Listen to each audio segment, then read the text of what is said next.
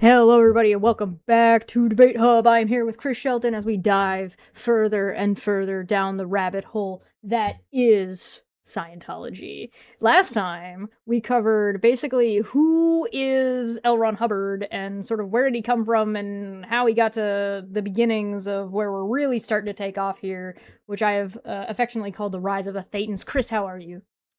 Hey, glad to be here today, and glad we got the time sorted out and everything. I'm so I have this, sorry. I know it's all good. I have this very weird thing about 1 o'clock in the afternoon being my zone in time to do a show Oh, whenever I can. perfect. So I was I'll keep that pestering in mind. Chesh because I was like, wait a minute, aren't we starting now? What the hell? And Where she's are literally in the we? middle of another live. I'm like, I think I messed this up somehow. So I No, think it this was is on me. me. I put it in, and then later I did not trust myself that I put the time in correctly and was like, "No, this is definitely supposed to be at 5. What am I thinking?" And I went back and then I changed it and I was like, and he's like, "What's going on?" And I'm like, "I don't know anymore." I don't this was know. All this right. was Well, me messing it all up. But well, welcome. We did yes, it. yes, yes. That's the rise of the Thetans. I love it. I Mm, it's so much so oh, Scientology. This is it's the gift that keeps on giving. I feel um lucky in some ways because L. Ron Hubbard left such a treasure trove of nonsense behind, but yeah. there's so much of it to plow through. I don't know if we mentioned this before, but Scientology is, I believe it's true that Scientology is the largest body of religious material put together by one person. I believe there is more Christian and Islamic writings in total by all the religious scholars in Right. history. But as far as founder written documents, I don't think anybody comes close to L. Ron Hubbard's volume. And so we got 26 books or something, like 30 books. We've got thousands of pages of written Seminars. materials about the techniques of Scientology and how to do it. It's not just sitting around praying, it's a whole different thing. So anyway, just love talking about this stuff. So, Yeah, no, fantastic. And I'm here to listen. So we last left off with the Thetans were just being introduced to the sort yes. of mythos of the universe, I guess. And Mary is her name? Mary Sue. Yes, she was a Mary Sue. Yeah. Ah, Mary Sue Hubbard. Mary Sue Whip was her original name. She's a 19-year-old student at Arizona University, I believe. And she got wrangled into Hubbard's world. And before too long, they had a whirlwind romance and all of that. Um, yeah. and what was their Hubbard, age gap? oh, something like 20 years or something, 25 Mm, years. It was pretty bad. mm, Hubbard was born in 1911. So what is this, 1951? So yeah, he's 40. She's like 20, 19, 20, something like that. So yeah, yeah, it was pretty big gap. Not like obscene like Al Pacino's 80-year-old body having babies with a 25-year-old, but still pretty kind of come on, Hubbard. And this was mm, his third wife, as I think we mentioned, and he was married for a period of time to two women for a year, and that neither wife knew. So that was fun. Anyway, so Hubbard was a bit of a serial philanderer and a bit of a mess. I yeah. really enjoy, if you really want to look at Mary Sue, there's a movie called The Master, which was made by Paul Thomas Anderson many years ago. And it's supposedly not about Scientology, but I'm telling you, it is the most pure Scientology I've ever seen on screen. Certainly in a fiction work. It is absolute. The reason that The Master weirds people out is because it's pretty much straight Scientology. And a lot of it is from this time period we're talking about, this 1950s time. So if you want to kind of get a little bit of a flavor of what it looked and felt like, for exactly what we're talking about today, that movie actually kind of gives it to you a little bit. There you go. I'm gonna have to watch the movie and give a synopsis after we're done, and we'll talk about it because like I think that'd be a I'd nice love to. like mushroom cap on top of this fungus we're growing out here. Yeah, I know, right? Oh my God. And Philip Seymour Hoffman, I mean, just all the actors nail it. Oh, that was what I want to say is even the Mary Sue character who's played by Amy Adams in that movie Mm, is such an accurate portrayal of how I believe Mary Sue actually was.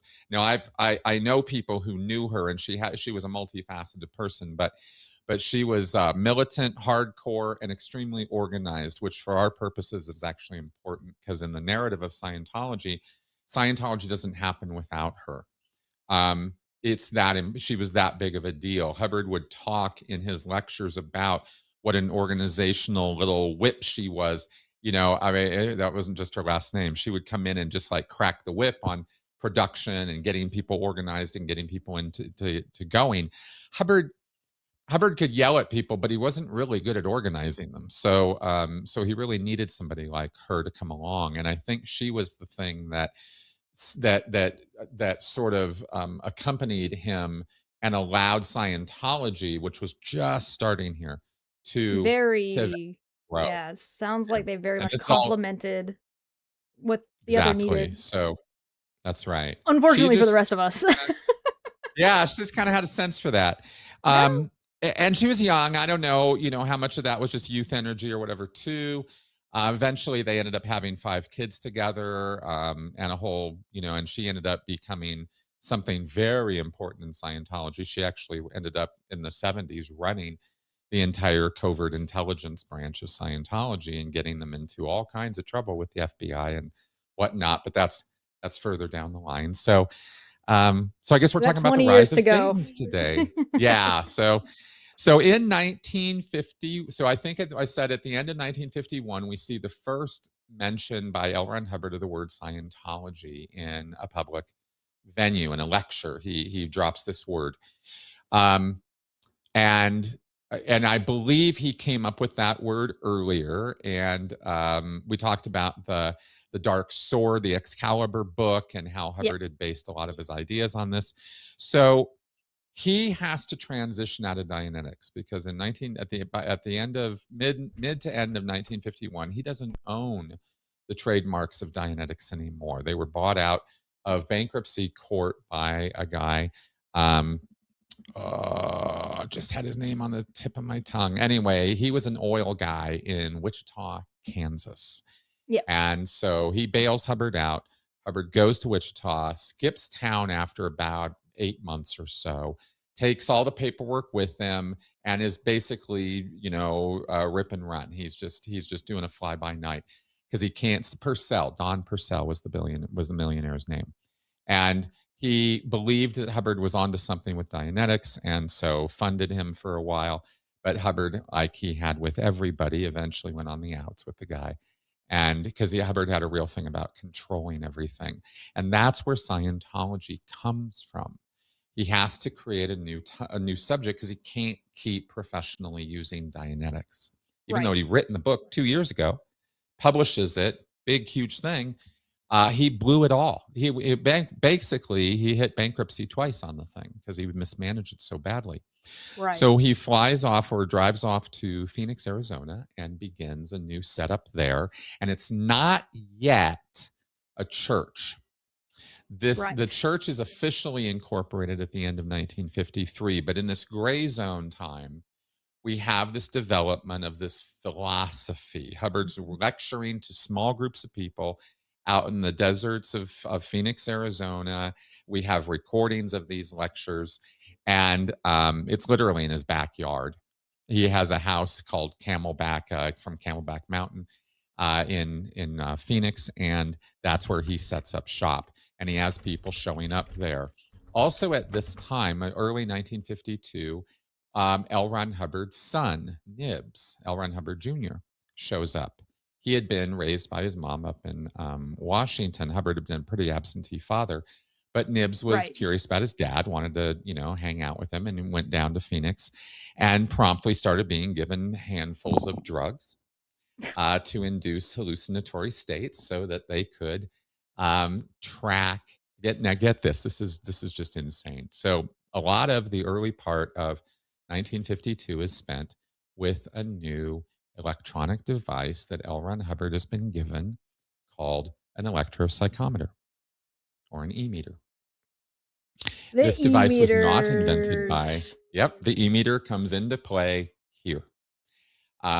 L. Ron Hubbard had been given this device by a guy named Volney Matheson, who actually was the one who invented it. It was called the Matheson electropsychometer to start with, and it was a big box, and it had a couple wires coming off, and it was a big box with vacuum tubes. It wasn't transistors yet. This is 1951. Oh, They right, didn't have right, right, right. transistors yet. So it's the All vacuum. It tubes. looked like the light bulbs, right? Yeah. That's what they look like. And so it's a big box that sits on a desk, and it's got dials on it.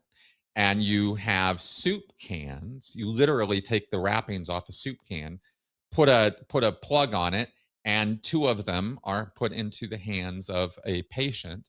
And this auditing, which was Dianetics auditing, is now exploring this looking back to the past to erase trauma, is now going into, and Hubbard is actively pursuing past lives. He Past really lives. wants to get, he wants to get the skinny on how long have we been around and what is this all about. In 1951, he had published Science of Survival, as we talked about, which was all about emotions, and and Hubbard posited that there was a sort of a scale of emotions, and that emotions were basically a vibration emitted by the thetan. And this is where we get this concept of a spiritual entity. There was the spiritual energy of theta, which Hubbard put forward in his book. But by the end of 51, by the end of 51, we're talking about thetans now, with a little n at the end of theta to make it a noun. Hubbard loved doing shit like that with language. So he said it was the Greek English. letter, right? He said it was the Greek letter for knowing or knowingness or whatever.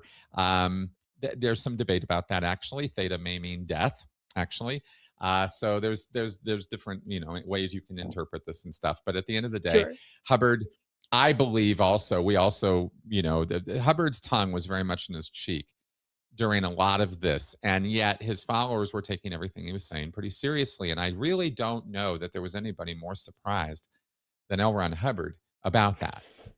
Because he started concocting some pretty fucking wild sci-fi shit, right? And he's starting to like push that envelope to be like, what? How? That's Where right. can I go? But at the same time, he is using the C-meter. He's not like he's sitting with his wife laughing while they're inventing crazy sci-fi stories. Apparently, they were using this e-meter, and his son shows up. Mary Sue is a experiment subject, and Hubbard is doing whatever he's doing. None of this is really super documented. I don't know what he was doing, but we know from his lectures that the results of this were a lot of wild stories about how long we've been kicking around in this universe, how old this universe actually is, and the nature of life itself. And Hubbard was off on some wild tangents. Why are we here? Yeah, figuring this stuff out, right? Because if one past life appears, well, why not another and another? And how far back does it go? And what are we looking at here? And he literally starts mapping what he calls the whole track, WHOLE, whole as in the entire track. Hubbard said that you have a time track, which is sort of, you can imagine a literal road with memories stored chronologically in this time track. The entire record of every single thing that's happened to you in your life is called a time track. But the entire record of all the things that have happened to you across all your lifetimes is called the whole track. Right. Scientologists love talking about the whole track. The whole track is where things get really interesting. This is making me think of a book by Kurt Vonnegut called Slaughterhouse-Five. And I'm trying to remember what year that book came out. No, 1969.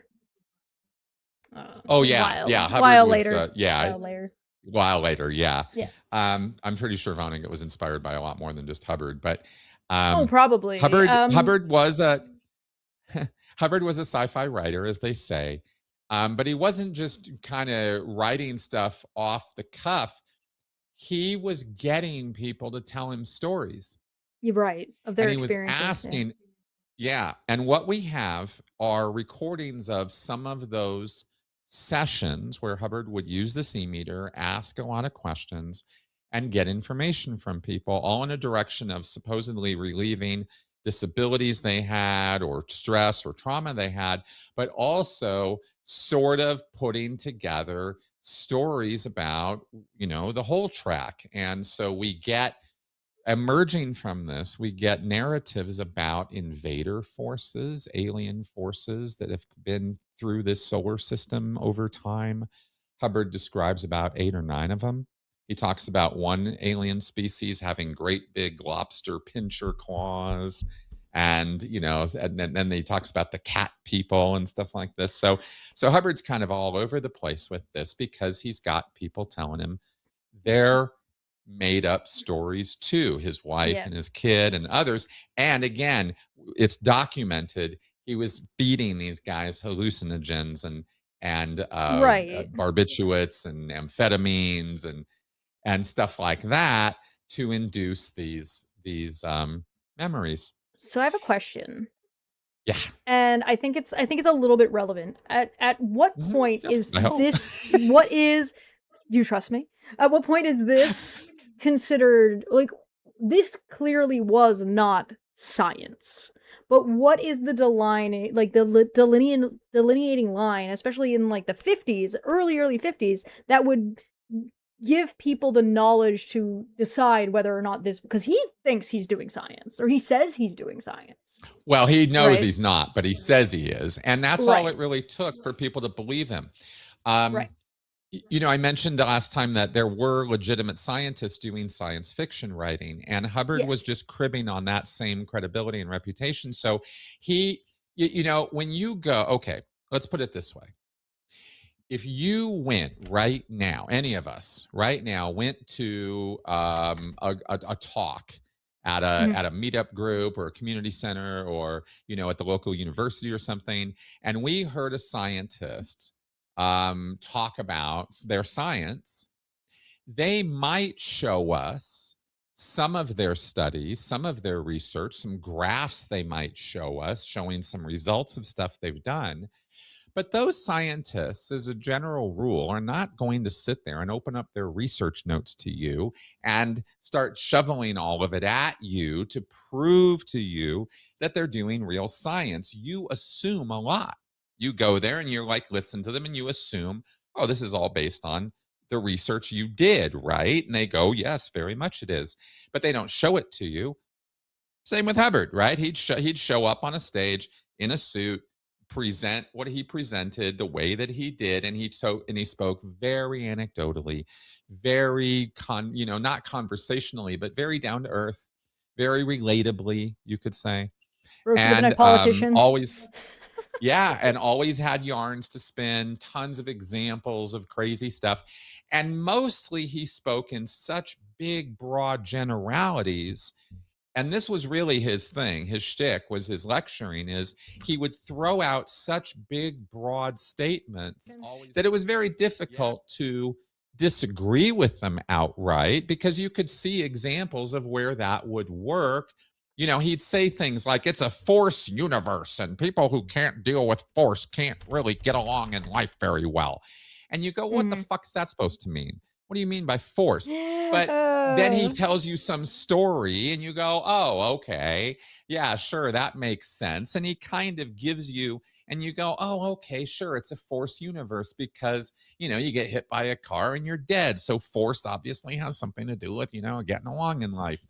So you kind of can connect these dots, and it's all just kind of rolls out like that. I don't know how else to describe it, but When you he say wasn't something like, confidently enough, people will buy what you're yeah. selling a lot of the time. Exactly. And he would lecture sometimes multiple times a day. There were periods where Hubbard, especially in the early 50s, Hubbard was trying to establish or institutionalize a serious subject of what became spiritual rehabilitation.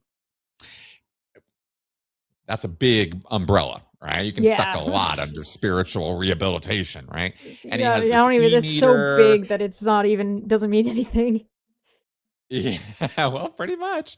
So his broad generalities could be very easily fit to so many different situations that it was Right. hard to nail him down. And then when he did start nailing stuff down, or he wanted to sound scientific, like when he sat down with somebody and a bottle of whiskey one night in Wichita before he'd gone off to Phoenix. And one of the 1951 books is called um, Advanced Procedure and Axioms. And this book has an Mm. advanced procedure of how to do counseling. It's not Dianetics, it's advanced Dianetics. And it proceeds to tell you a list of about 200 or so axioms of Dianetics. 200 Yeah. axioms? Yeah. Can we Like, define the word what? axiom for people who don't know what an axiom is?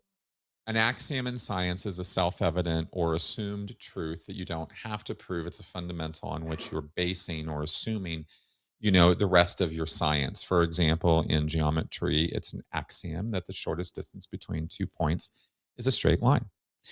That's axiomatic. We don't get into proving that. We just say that's true. And because that's true, we're now going to build, more principles on that So axiom. this And motherfucker built Hubbard, an entire portion of science that he requires 200 of them? it's ridiculous. And like I That's said, that's why I said there was a bottle of whiskey present too, right? There better have been. We I don't know have, how else you justify that. yeah, he was trying. See, here's the thing. Hubbard was cosplaying as a scientist. He Right. really didn't know what he was doing. And he didn't know how to do science. And he knew he didn't know. He actually even admitted in one of his lectures that he was a horrible lab man. He was bad at keeping all the notes and the case histories and all that. Well, that was just him, excusing away not doing it at all because he just didn't Yeah. know how to do it. He didn't have the patience for it. His case studies would be a case study of one or two people, and then he would generalize, oh, this applies to everybody because it worked on this one or two people. So that was Right. how he conducted his research. He either was doing it on himself or he was doing it on a few other people, and that was good enough for him. And he would And that's how you know it's not present it, science. but then he'd tell you that they had come to these things scientifically, right? Yep. Then the e-meter became a scientific device, which if the meter Mm-hmm. said it, well, it must be true. Meaning if the meter Of has a course. dial on it and if the needle registers in response to a question, see, there must be something there. And there's Oh. just piles of assumption on the top of that, right? Um, So where does so the e-meter fall on scientific device with like the lie detector? it's 1/3 of a polygraph. Okay. The polygraph, yeah, your lie detector or polygraph is, I am on yep, the nose. yep, yep. The polygraph it measures heart rate. It measures the GSR, the galvanic skin response, which is what the e-meter is measuring, and it measures, I believe, your respiration. The e-meter only registers GSR, right? Which Oh, is again, it's called galvanic skin response. It is a thing, and it can be measured, and there are devices beyond e-meters that do measure this. We can actually talk about the history of it if you want. But galvanic skin response is something that it's a measure of skin resistance. What you do is you send a very, very, very faint electric signal over the skin. It doesn't pierce the skin because it's not strong enough electric current to do that. So it just goes over the skin. And your skin has a natural electrical resistance, and it will change resistance based on sweat, muscle tension, hormonal changes, nervous system changes. These cause the needle to move on the dial. And those needle movements, Hubbard said, can be precisely translated into very specific mental phenomena, which is complete nonsense. But this is where they Right. diverge from the actual science. There is a lot of science using GSR, and they've basically determined that it's a very loosey-goosey kind of thing when it comes to trying to read somebody's mind with it. Because you're Yeah. not reading somebody's mind, you're just reading electrical resistance of the skin. Is That's it. That's the actually all you're reading. is the electrical current enough to like feel it on like your arm hairs Nope. and stuff? No. Nope. Okay. It's and people pretend that they can detect it, but you can't. No. It's Okay. not detect. I mean, I guess there's some people who are like super, super, super sensitive. I'm not going to sit here and say no one could feel it. Nobody, but it's But I think unlikely. Yeah. you'd have to be a mutant to really detect it. It's such a tiny, tiny, tiny amount. Sure. And that's by design. Of course, it's not meant to shock you. The Right. idea is that that the two cans are what are used to complete an electrical circuit. You hold the cans and Right. the Right. Right. Right. wire, there's a wire on this one and a wire on this one, and so it's completing a circuit of your body. If you only hold one can, the circuit's not complete, the meter can't read anything. Right. So that's kind of how that works. And that's really all the e-meter is. But I did a 2-hour video like breaking down all the mystique and lore and nonsense of the meter, because there's just books and books and lectures and nonsense about this thing almost from day one. Let me go So find your video. Do you know what your video was called? I think it was something about how the e-meter works, or why the e-meter is bullshit or something like that. It's on my I'll just channel. search If you go to my e-meter. channel and Oh, Google e-meter, it'll be there. Scientology's e-meter demystified. There it Live is. There it is. stream. Yeah, Yep. I got you. I got you. I'm gonna put this in the chat for That people. video took me about 6 years of research to put together. It was the product of it was the product about 6 years of research into first emotions and what emotions are, because Hubbard has a whole thing on that, which is just total gobbledygook. And Well, then on the e-meter itself. They're I'm both kind gonna of related. I'll also link it in the description down below, so if you're watching later and Great. you're not looking at the live chat, it will be down there, and I'll label it so Awesome. you'll be able to find it. Awesome. Yeah, Oh, look at it's little baby it's you from 2 years ago. Oh, little baby Chris. Aw. Oh, he's so cute. When I had less gray hair, I guess. So, um, yes. So the e-meter was kind of a big deal for Hubbard because it gave him a scientific. Okay, and also let's remember this 1951. This is the beginning of, the space race. Science is our savior. Computers are going to revolutionize the world, not the internet. Computers themselves are going to revolutionize the world.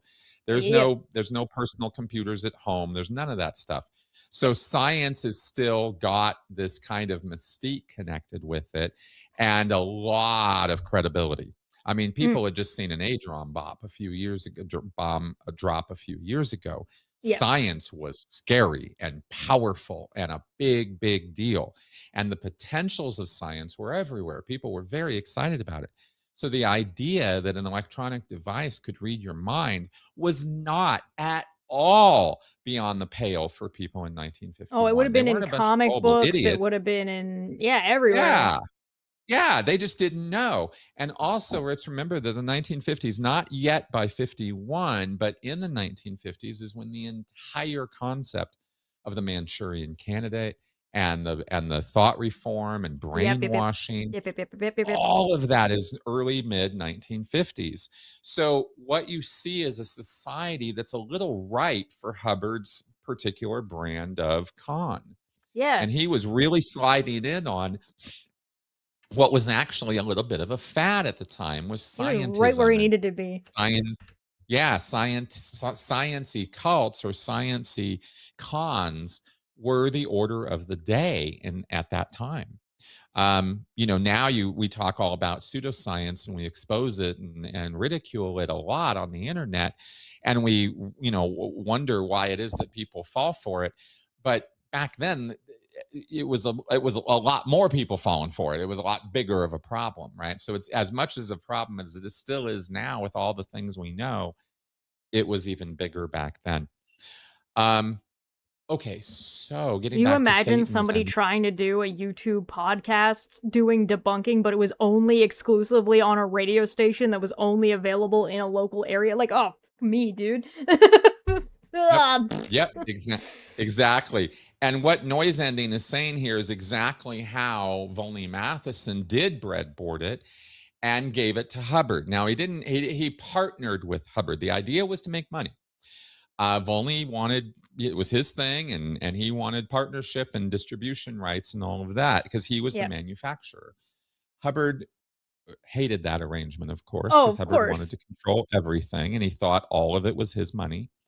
So, slight foreshadowing, right? The meter will be a controversial topic in a few years, but right now in 50, 51, 52, Very it's exciting. the sort of Hubbard's savior a little bit because with the meter, he gains this credibility to start telling these tall tales.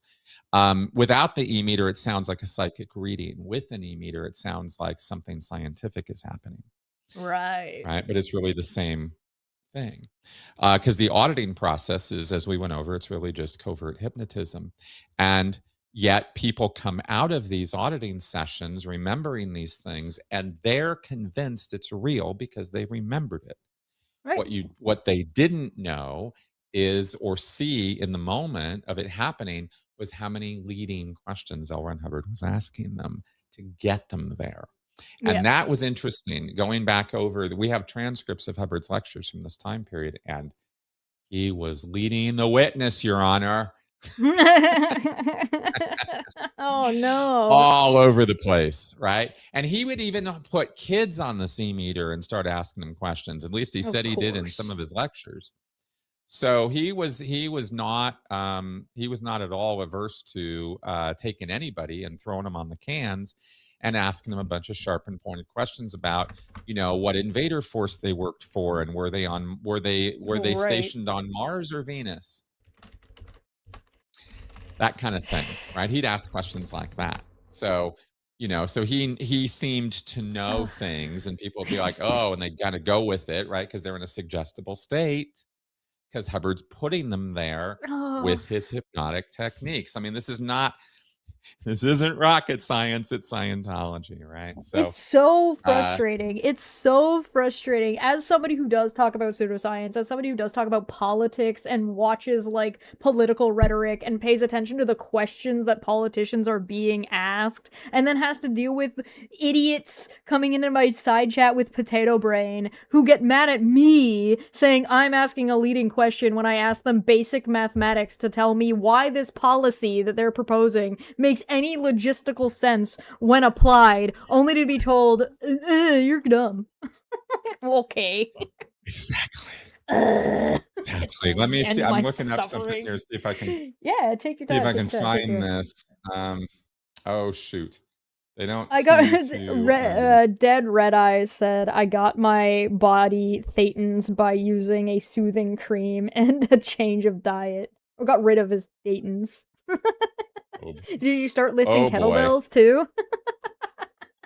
Did you know Um the leader of the Conservative Party in Canada, the leader of the whole party, who's trying to be the Prime Minister of Canada, went to visit Joe Rogan and gave him a kettlebell, like gifted him a kettlebell with his stupid face on it? It was so stupid. And then they said it will oh cure my your god. depression. Stop it. And then I had the Um best comment that said, use the kettlebell and hold on to it while you walk into the ocean. oh boy. Um Ah! ah the let's see if this comes up at all. I'll have to pull these out at some Oh, way. that's an I wish these interesting. things were more easier to find. Yeah, take your But time. You don't need to rush. oh, okay. Yeah, Yeah, yeah, it's fine. there were some pretty silly things. There was a lecture series called The Route to Infinity. The Route Oh, to fancy. Infinity. Fancy, that's right. This was originally called the Technique 80 lectures. Oh. And Hubbard started having a thing in 1952 as we're rolling through 1952. Hubbard had a real thing with the number 8. The letters, the number 0 and the number Oh 8 no. are kind of significant in Scientology because 0 represents nothing, the static or the 0 of the thetan, and 8 represents infinity. I It's knew the it was gonna infinity go into this symbol stupid fucking twisty on thing. its side. So in 1952, Hubbard had a few books and things put together where he was using kind of his kind of gross understanding of symbolic logic and symbols and numerology, although he didn't call it numerology, to bring in 0 and 8 and come up with these formula, he would call them. One of them is, and technique 80 would be called technique 80 because it's, having to do with infinity and 0 and, filling the gap in between. This There could was all make another, for a really interesting additional side book in a book series with a really rich lore. Why is it a religion? exactly, exactly. There's a very important book in Scientology called Scientology 8008. And that comes out at the end of 1952 when Hubbard is giving this advanced class in spiritual mechanics in Philadelphia. It's called the Philadelphia Doctorate Course because Oh, Hubbard literally was giving out doctorates at the end of it in Scientology. no! Oh, he was trying so hard in 1952 to gain legitimacy with diplomas and degrees. Oh, he was trying so hard, right? They hooked up He with a didn't get group it, that was right? he was hooking up with a diploma mill called Sequoia University. Oh And god. oh, yeah, it was bad. He was trying so hard. This is back when Hubbard was still identifying as in the 1950s, Hubbard identified as a nuclear physicist, as an atomic physicist, as the first graduate of the first class, or a graduate of the first class on atomic and molecular phenomena, a class he flunked out of at George Washington University. He did not finish. He did not graduate. He had no doctorate, no degree. And yet later on, he's making all these tall claims at this time to, again, game people about his science background and credibility. He Un ran that one for a long time and he never actually walked it back. Eventually, by the 60s and 70s, he just stopped talking about it. But in the 50s, he was all about claiming science degrees. And he was trying to give Scientologists credibility with degrees. And so this Philadelphia right, doctorate course is really right. just Hubbard standing in a lecture hall in Philadelphia talking to about 30 people for a month. They were doing about 3 or 4 lectures a day. Oh my And then they were god. doing the auditing and new techniques and new procedures and all that. But it was really just Hubbard, kind of doing a bit of a Werner Erhard thing, just kind of doing these lectures and seminars and trying to be credible. So years Trying. before Werner Erhard came around. Um, so I'm got more um, credibility yeah. than this. Oh, yo, let Like me tell you about the 88008.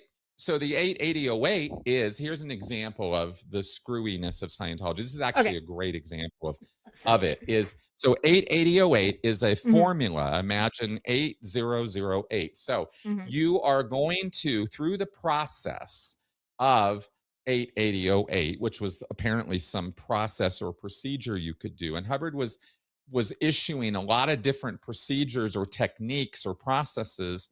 Do this and do this and do this, and people would just kind of run off with it. 88008 was supposed to be a process where you could reduce the apparent infinity of the material universe to 0 and reduce the apparent 0 of yourself to the levels of infinity. 8 to 0, 0 to 8. Right? That makes sense, right?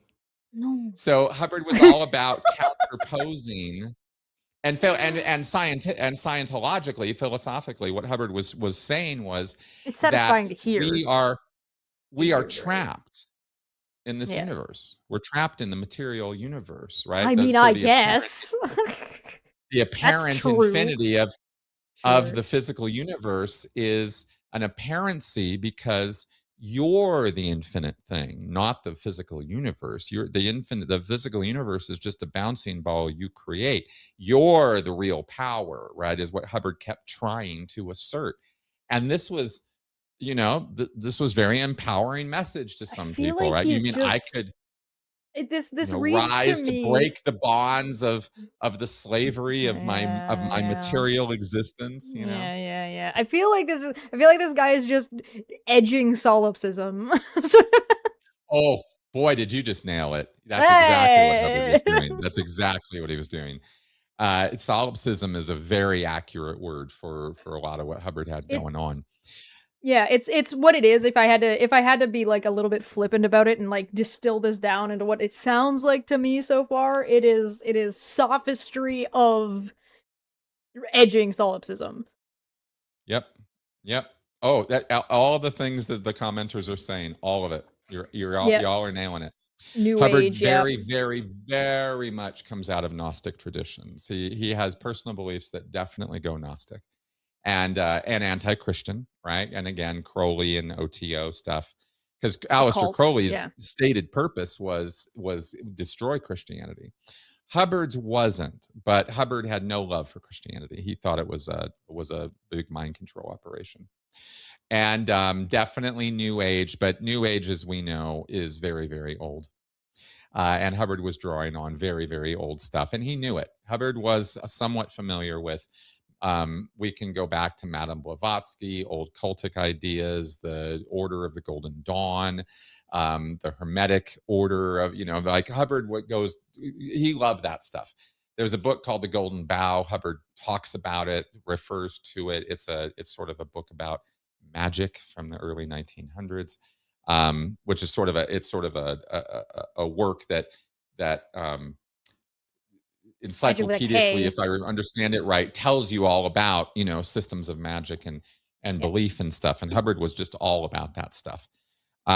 So that's really root thinking for Scientology. But he wasn't telling people this in 1950 or 51. He wasn't being No. open about his own ideas about this stuff. He was trying to do the He's scientific selling thing. something.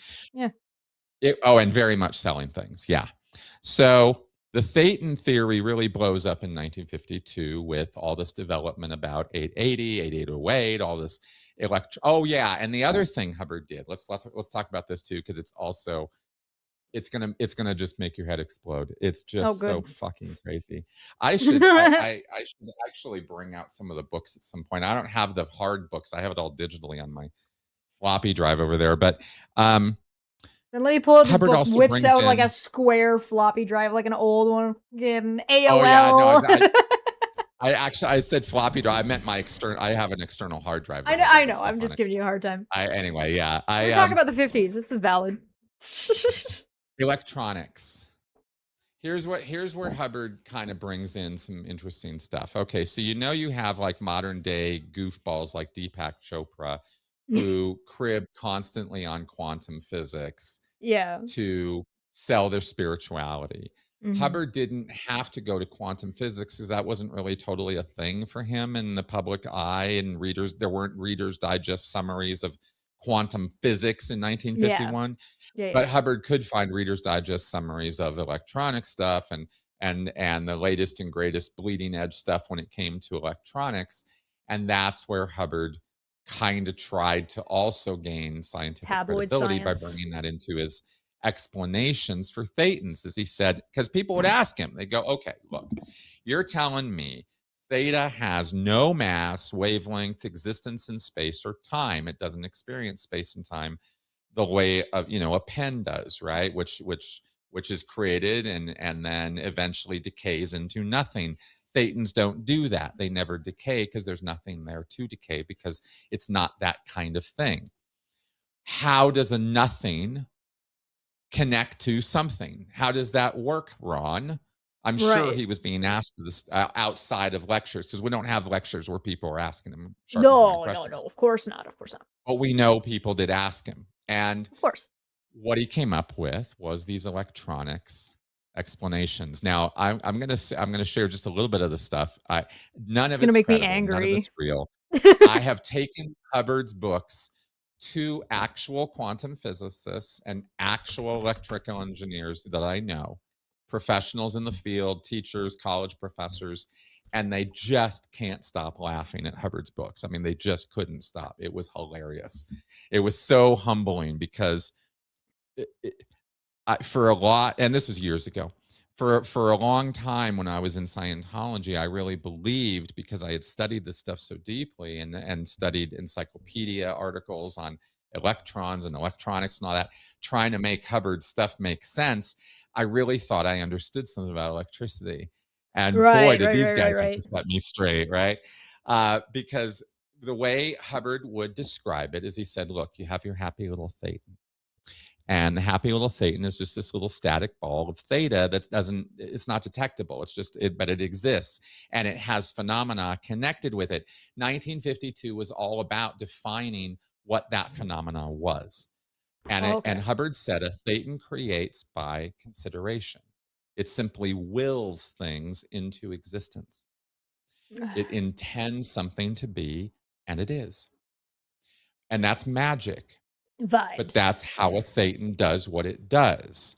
However, in our degraded state of having been in this universe for millions of years, he hadn't yet settled on 4 quadrillion. That comes later.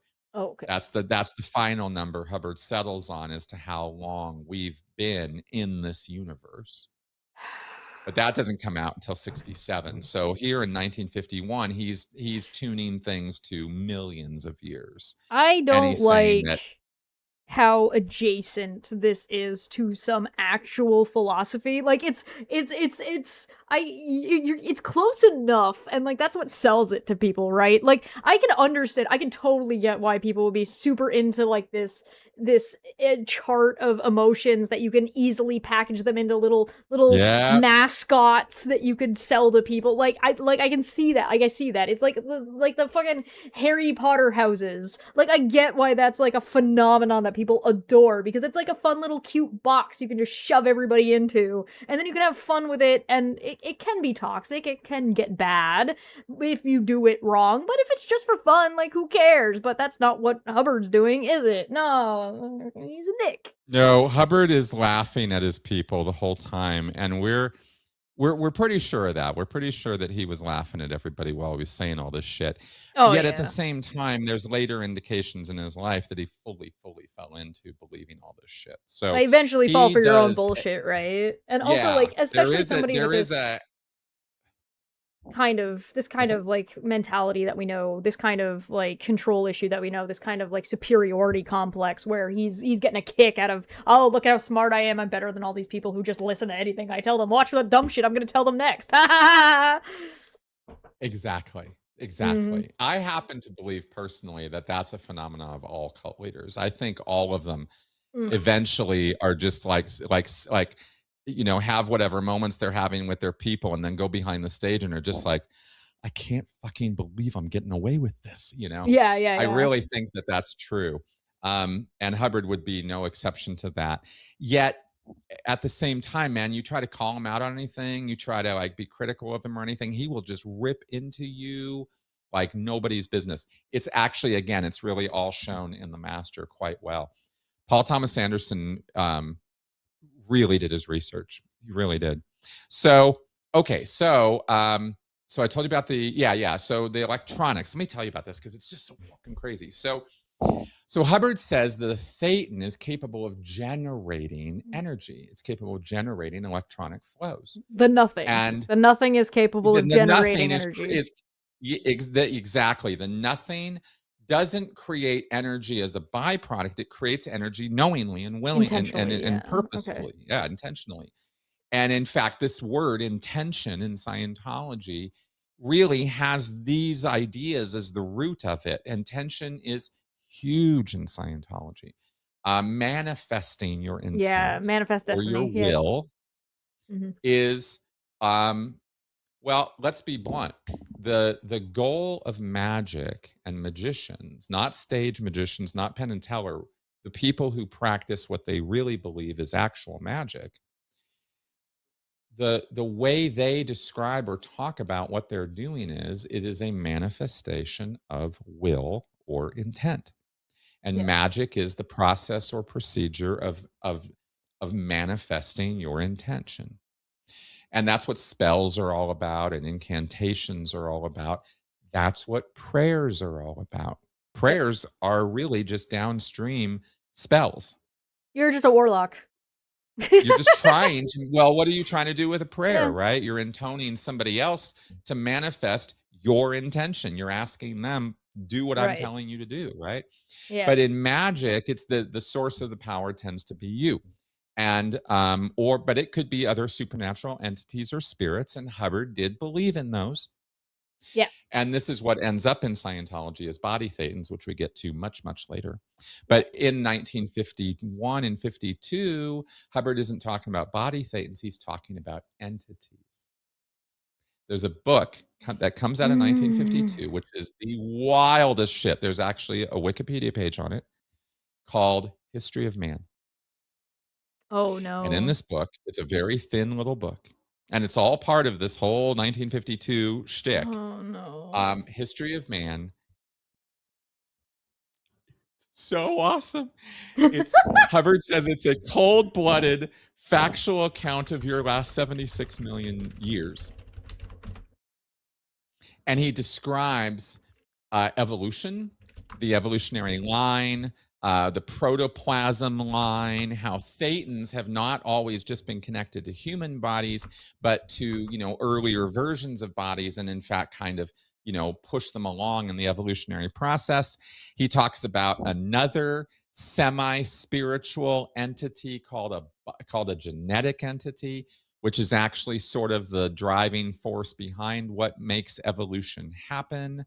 So it's not really the thetan, it's this genetic entity, and the thetan kind of comes along and sees a body and assumes control of the body and lives a life in that body, and then the body dies and the thetan goes and gets another one, right? It goes and finds a pregnant woman somewhere and takes control of the little fetus or the little embryo or whatever, and the baby is born and the thetan is occupying that body, and it grows the body and lives the life of the body as though it is that body, and then the body dies and it goes on again. And this line Hubbard is describing in History of Man. And he says I this is how it works. We've scientifically figured out that Buddha was right, I that this reincarnation thing is real, but it's not karmic. oh, Karma isn't part of Scientology. it's just There's no one willpower. else controlling you. You're controlling yourself. But So if you're a bad person, that is going to affect you yeah. Right. and weigh you down, right? Right. Kind of So it's like not in karma, but it's you Scientology. punishing yourself. Yes, it's a lot more, the Guilt. analogy is a lot more like A Christmas Carol with Yeah. Jacob Marley and the chains he drags around with him. Yeah. That is almost a picture perfect analogy of how Hubbard describes what we're all doing. But we have so many chains. Jacob Marley's chains were one lifetime of sins. Imagine a Right. million lifetimes. Well, if you're nothing, who cares? It But you're not, but this is where things get wonky because you're Oh, nothing, but you're right. carrying around with you all of this baggage. And that baggage is electronic baggage. Oh. Yeah, I would have been lost in the sauce about here. Like, you might have had me for about until this point. I would have been like, how can nothing carry anything? And if it's nothing, why would it care about the weight in the first place? Like, none of this seems like it It's would matter at all. Hey, check this out. Here's my best simple explanation for how the relationship between the thetan and the physical universe works Okay. and electronics. Ready for this? Okay. All right. Ghostbusters.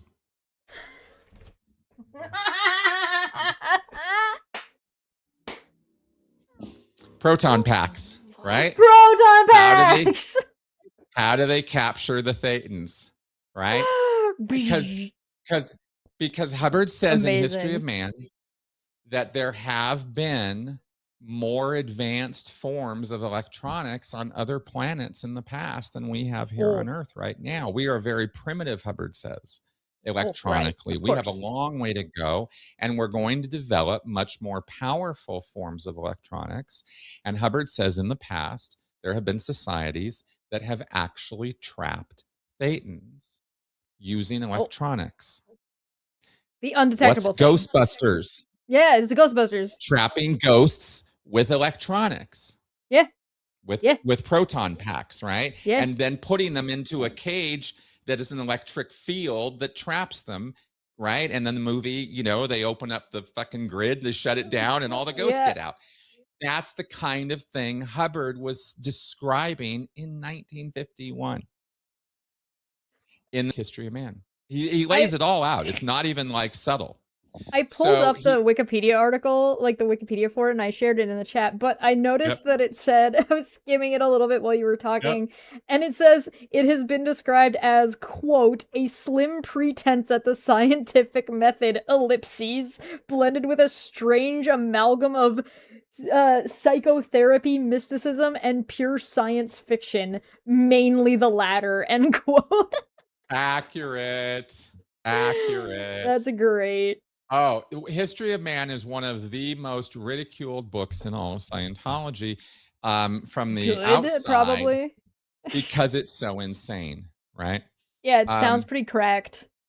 How much yeah, how much it's whiskey was involved and how much hallucinogenic and drugs? amphetamines Yeah. and uppers and downers and this and that. I'm telling you, these guys were full blown drug trips, right? So would you say that Um, this is more or less damaging to somebody's brain than falling and eating shit outside of an Applebee's? yeah, I would say that it's more damaging. Okay, Yeah, okay, okay, okay. especially because it creates prisons of belief, right? as Right. as see, I can laugh so hard at this stuff now, but I'm telling you, 20 years ago I could have Yeah. sat down and defended this with all seriousness, and I would have Yeah. been like, no, this is how reality is. You don't get it, right? I mean, Right. it's just It's crazy either how you into don't this stuff. understand or you're too stupid to get it. It's those That's two. right. And if again, I think we've talked about this, and I've said it 100 times. Don't get caught in that. Anybody can get caught in it about anything. You're probably doing it right now. Check yourself and make sure you're not doing that. Exactly. Exactly. At that famous quote, right? What is it you can't question? It Do controls you. Thetans ever slime people? Yes. Thetans can do whatever they want. Ectoplasm's not a thing. The astral plane is not a thing. Multiverses are not a thing. None of that stuff really enters into Scientology. Hubbard didn't really have to go there. Time travel is possible under Hubbard's philosophy, but Hubbard never goes there. He Okay. never goes there, right? So those things just don't come up as issues in Scientology. I remember in the 70s, the whole exteriorization, your astral body, and you could separate from, and go wander off in the astral plane and stuff. That's not exactly what Scientology is imagining when it's talking about thetans. Thetans are not your astral body. A thetan is Right. who you really are. Right. It is like, When you for all strip intent and out, purposes, is your soul that is it's like, you. it's It's not because you. your soul is, and Scientology takes advantage of stuff like your soul. Let me tell you real fast.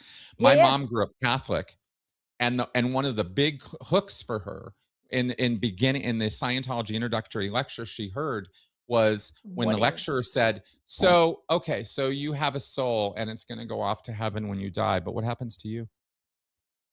Mm, mhm. Because it sounds like the wording, is that your soul is something separate from you. It's And also like not Hubbard's an invalid question, right? In It's not. theology, And my that's not an mom invalid loved it. My question. Yeah. mom was hooked to that immediately. She was like, "Oh my god, these guys have the answer," right? So Brilliant. she thought it was brilliant. She'd never heard of anything, so awesome. Um, Well, yeah, especially when these things are so like not likely to be questioned in the church, or you're shot down if you even bother to question it, depending on what kind of church you're yeah, going to, right? So you're gonna have a lot, like, people who are gonna get hooked to that, or the same kind of people who are gonna get hooked to online atheist movements that are like giving answers or talking about questions that otherwise the church is avoiding. yeah, So that's right. That's right. So same people kind of love thing. that kind of stuff. It Oh yeah. all falls under the umbrella of hidden knowledge or sacred lore. And that's a really, really big influencer and button for people. If you can Yeah. convince them they're getting to line up on other people because they have the secret truth, man, people just, oh, they just get this feeling inside of them. And it really has a lot of appeal for a lot of people out there.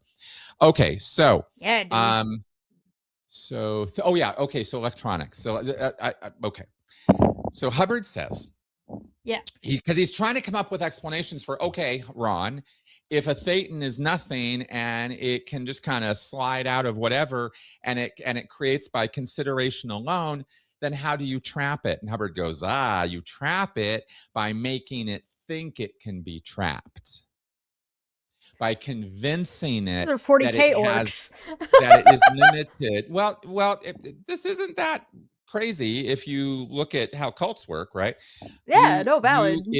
If a You thetan can trap be yourself. made to believe it Yeah, has limitations, if it can be ultimately made to believe that it is a body, right. not that it has a body or is controlling a body, that body is all you ever are, right? It's like if kids are playing with dolls and then somehow you do this inversion on them and they believe they are the doll. Right. That's the idea in Scientology. Yeah. And that inversion happened through two different basically through two different processes. One is you as a in the course of living your lives, in the course of playing around in the playground of the physical universe. And back in the day, Hubbard talks about how we The threw planets sandbox. at each other and shit, right? It was just a big sandbox, and Yeah. there weren't bodies and there weren't even planets yet and shit. And Hubbard talks about how Thetans were just in this big playground, but they found that they could mess with each other's creations, and thetans would take it so fucking personally that they thought you were hurting them by hurting their creation, and this impinged on them, and they started thinking that these creations they were making were really super important, and they were investing of themselves, not like horcrux, but this is a thing Yeah, I've yeah. created and you're fucking with it. What the hell's wrong with you? You're hurting me. Stop, that's Stop it. mine. You're hurting me. Because that would be the way that you could get other thetans to back off and stop messing with your shit is, oh, stop it. You're hurting me. Oh, I didn't mean to hurt you.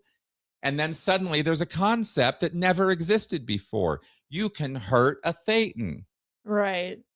What? And as soon as that's created, it's contagious. Every Thetan starts picking up this idea, and this is Are how they're defending their stuff. And are it's all anecdotal, but this is how Hubbard talks about this stuff. are Thetans stupid? Thetans are naive. Oh, okay. Thetans are They're like capable of childlike. anything, but they're Okay. naive, and especially when they first enter the physical universe, right? It's like it's a Right, land right, of right. anything. They're new, This is yeah. not where we all came from. There is a theta Right. universe, and Hubbard never goes into it other than Oh, to say there's some place we came from. We're not all this. He does go out of his way to say we are not all the same creature or the same being.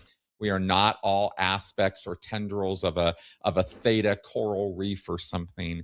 We are each individual entities fully independent of one another. And right. Hubbard needed it to be that way because solipsism. Cause So solipsism. You yeah, never go full and solipsism. narcissism. Yeah, it all comes back to that.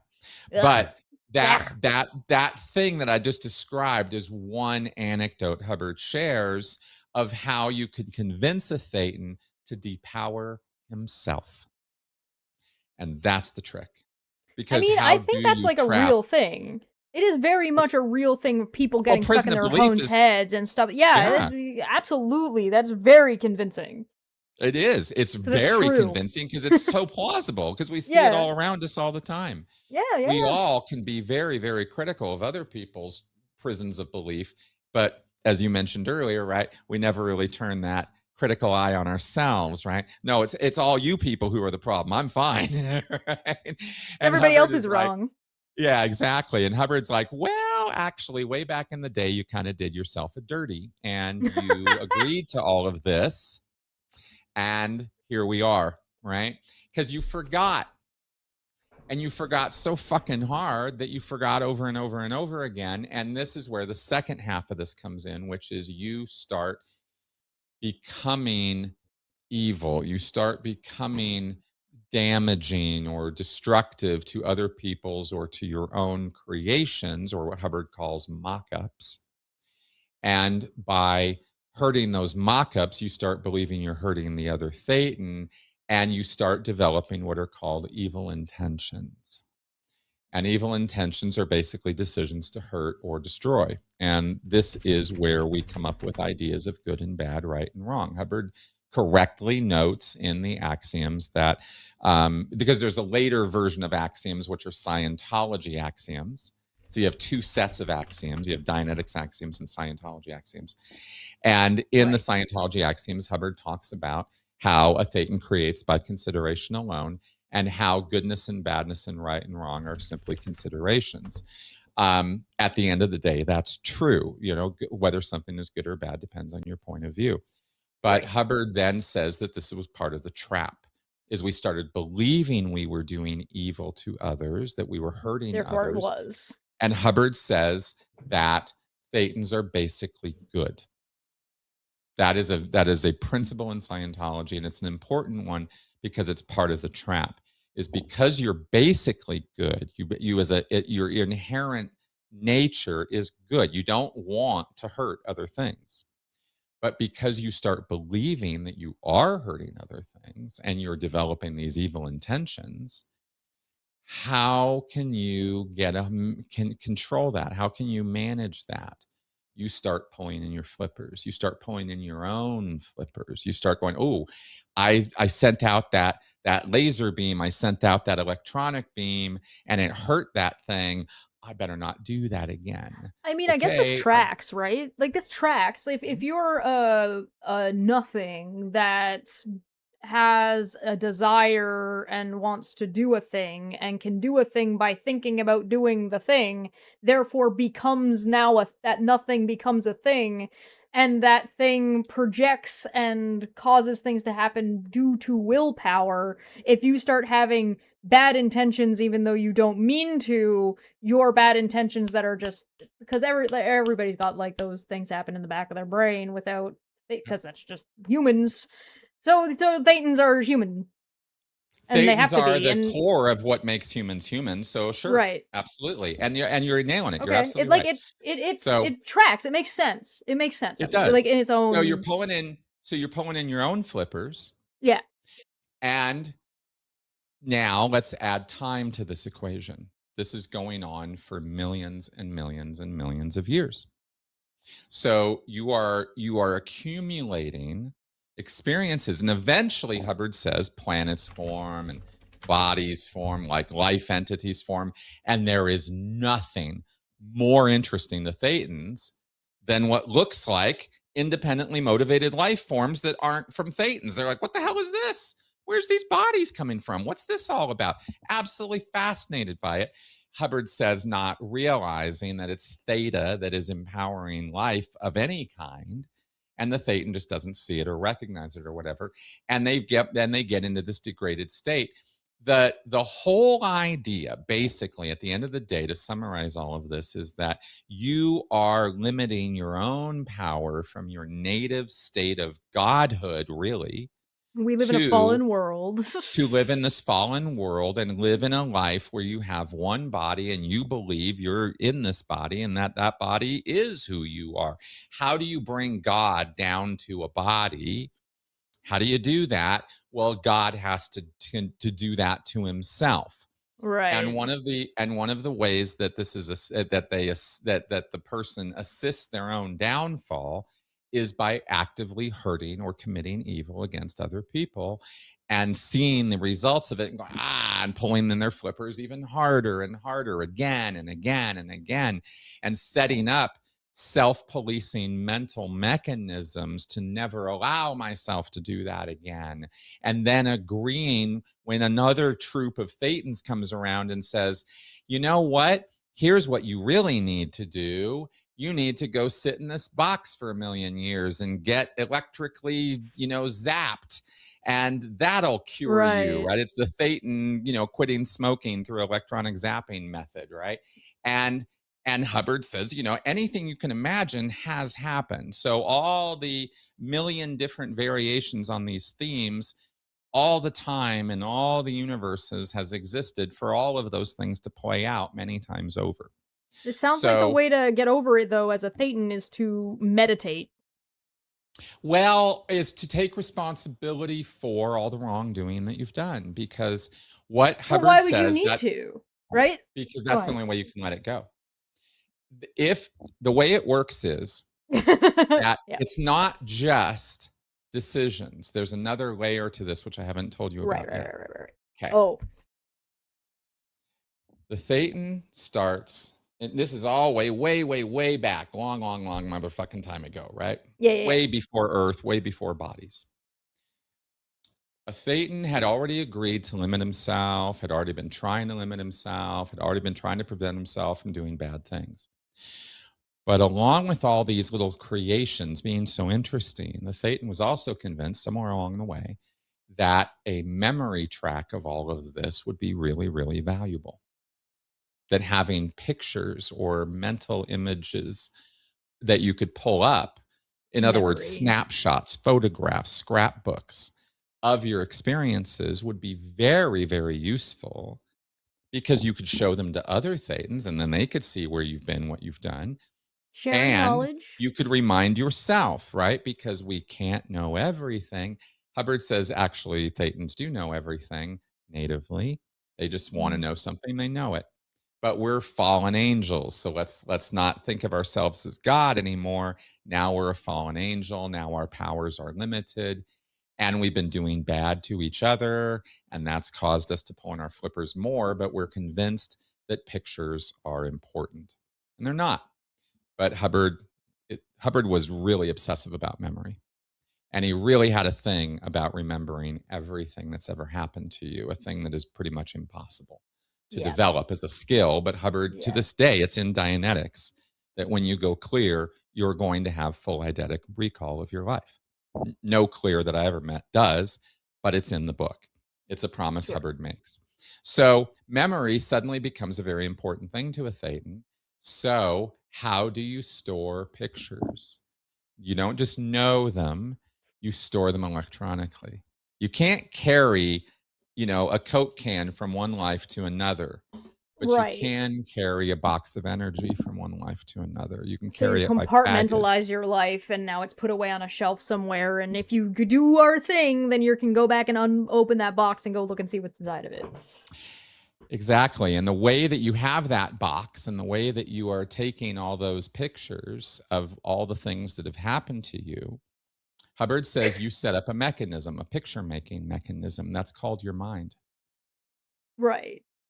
And in I your mind are these machineries, these machines. And a right. picture making machine is one of the things that's in there. Every second, it's taking 72 snapshots of every perception you're perceiving. Everything you're perceiving Right. is being electronically copied. Hubbard's first term for a mental image picture was a facsimile, a copy. Right. Okay. So Of you're course. making a useless, unnecessary copy of every second, of every moment of your existence by making these copies of your perceptions. How do you, as a Thetan, perceive the physical universe? You put out a beam of energy and it bounces back. It's a little bit like sonar, right? Yeah. And you ping the world, the universe. Sight, sound, smell, all perceptions are energy pings being perceived back by you. You get that ping back, you make a copy of it, you stick it in a box. Now, a year later, you can come back and look at it. How does any of this work with anybody who's got like a mental disability? Their machinery is just broken. It's just a one Oh, lifetime thing. Your okay, okay. Thetan machinery is going lifetime to lifetime to lifetime. Okay, It's so like not if dependent I on your have body. This is theta perceptions I'm talking right, about. right, right, right. This is So how the Thetan perceives the universe. Okay, so if I can't, so I have aphantasia, I can't picture things. So because I can't picture things, something in my mechanics is broken, but the Thetan is still pinging and Still still doing it. maintaining and still It's doing that all thing, there. and it's still all Hubbard there. Okay, asserts got it's it, got it, got it, all got it. there. Understood. Hubbard literally wrote in a book called Mission into Time in 1968 that he could remember every single thing that happened to him over the last 76 trillion years. That Right? that guy wrote a blackout drunk book. Bullshit. Oh, he wrote so many blackout drunk books. So, like I said, memory's kind Some of of a his big best deal work. for Hubbard. Yeah, yeah. But the reason this is all important is not because of how we make the pictures, it's how the pictures trap you. Because you start thinking that these pictures are really important. Oh, right. But they're not. And they're not. They don't matter. You don't need these pictures to remember anything. Because as a 'Cause Thetan, you know you can just everything. remember shit. You just know things. Yeah. But when you're pulling in your Right. flippers, you get to a place where some asshole can convince you, no, this is what you need, right? You need Mind 2.0. It's right off the lot. Drive it away, right? You're gonna love it. It's gonna be great. You're gonna live life after life. System It's gonna be awesome. update. Exactly. And Thetans start thinking of themselves through these pictures. And here's where things get really interesting. Energy has mass, doesn't it? Mm-hmm. A Thetan doesn't, but energy does. So the Thetan starts to think about himself as his energy, as these pictures Okay. that he's creating, Load up, and there's more right? and more being stored in And his they're little there, energy and this box. becomes who you think you are. So another Thetan comes along and rips off a bunch of your energy. It just comes along and just takes a bunch of your pictures. What a dick! You can't take my pictures. Stop. Yeah, don't. Right? And we're having a war now. And I'm going to zap you and you're going to zap me. Why does the zapping work? Because we're convinced it works because we're so stuck into this universe, right? Right. And this is all our state as of 20 gazillion years ago. This is before we even had bodies. We've degraded so far since then. We're not even capable of throwing energy around, right? Oh man, no Kamehameha for me. This is all the origin story. But the reason this is all important is because the Thetan thinks it's important. Right. And when a Thetan is ripping off another Thetan's pictures, it knows it's doing a bad thing. So the little bell is ringing inside in its little moral center going, this is a bad thing to do. I shouldn't be doing this. Let me limit my power some more. And they don't necessarily do it knowingly. But they have to because they're moral creatures, right? Hubbard doesn't really get into a whole lot of... moral. That's a whole nother thing. We're basically good is all I mean by that. So Hubbard doesn't get into deep explanations of this stuff. I'm really putting together a lot of disparate material in the books and the lectures to give you this narrative. Hubbard never lays it all out this clearly, right? No. And I don't know that I'm being so clear myself today, but that's this is kind of a summation of a lot of different material. Foggy. It's meant to be foggy intentionally. It was meant to be foggy. He would only give you dribs and drabs. Yeah. But the books kind of talk about this electronic stuff, and Hubbard even has little charts and diagrams of higher level energy and lower level energy, and he uses wavelength to determine high versus low levels of energy. This is where my electronics engineer friends just couldn't stop laughing. Yeah. Hubbard kind of gets into this stuff, right? He talks about would hate me. I would have so many questions. Hubbard talks about aesthetics as a high level wave where, more coarse, higher frequency, higher wavelength stuff is more raw, kind of energy we're used to. So there's all these bands of energy that Hubbard sort of posits exist that a Thetan has been using all this time. Right. And it's the energy that fucks the Thetan up. Oh. And eventually I guess that makes sense because it's got mass. Okay. Where we're at. Exactly. So you're not only carrying around energy, you're literally mired in mass. Right, because And this different is where energy has different weight to it, and because depending on what you're doing, the more bad things you're doing, the that's heavier right. you are, the more mass you're accumulating, the further you're falling. I got it. I got it. Exactly. I And understand. this language is the language that Scientologists use because they Yes. talk about somebody with a lot of mass. Oh, he looks Right. like he's got a lot of mass. Right. Right. Right. What Right. they're Right. Right. referring to is his electronic mass, his Negative mind, his energy. trauma, Yeah. right? Yeah. Yeah. They believe, and this is the Baggage. theory of trauma in Scientology. Trauma is not stored in your body. Trauma isn't something your brain has, not a phenomena of your nervous system. Trauma is energy stored that you're carrying around with you. What a fascinating way to take something that is so internalized, make it still so internalized, but completely fucking like Yep. disassociated from you. Yeah, Fascinating. exactly. It's so fucking Fascinating. and this is one of the reasons it fucks with you so hard. Yeah. Because you start thinking as a Scientologist, you start believing that actual biological phenomena is actually something outside your body. It's not you anymore. It's not you. You're purposefully like the Scientology and its belief system is purposefully instilling like a really toxic disassociative Yes. perception of Yes. just yourself. Exactly. Exactly. Then they add insult to injury by trying to pop you out of your body Right. Right. and make you exterior. And how do Yeah. you know you're exterior? Because you can see yourself from the corner of the room. Now you're having like a Full blown hallucinogenic dissociative state. it's full on And yeah, they yeah, yeah. encourage it. They're Ugh. trying Well, to induce they encourage it, they dissociation. reinforce it, and they're trying to like do it more, and that as if that's a good thing for Yes. you to be doing. And it's like Exactly. They redefine dissociative identity disorder as a fucking as being, in a what godlike you should be state. aspiring to. Yes. Oh my god! No shit. Yes. Oh my! I guess on my Yeah. knee, I'm the god And now. everything I've been explaining is the real core reasoning as to why. Not all Scientologists could sit here and explain electronics to you the way I'm doing Oh it. sure. Because they didn't study the books as hard as I did, but it's all there. These are Hubbard's explanations ultimately. If you but Yeah. not only that, but also like instilling a god complex. Yes, because you are a god. Right. You are an unrealized, untapped god.